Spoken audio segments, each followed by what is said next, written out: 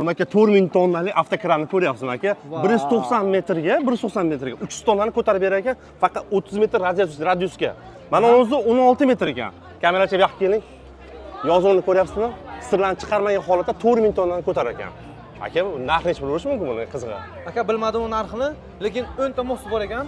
10 ta most ham o'ngga, chapga qayriladi. Hammasi buriladi. Naq 340 tonnalik toshi bor ekan aka. Orqasida. Orqasida protavesi 340 tonna. Motori eng qizig'i ikkita ekan bo'ladi. Orqada alohida motor bor. Oldida yurishchi alohida motori bor. Akalar, mana sizlarga innovatsiya, mana rivojlanish. Aka, yangi yillar dahshatlar zo'r bo'lyapti hali. Motorini o't kuchi 560 o't kuchi. O'ziniki, yuradigani. Bu yoqda alohida yana bor ekan. Gapi. 190 metrga 300 tonnani ko'tarib berish. Dahshat, ha? Sirlar chiqarmasa 4000 tonnani ko'tarib berish. Rekordni yangiladi lekin.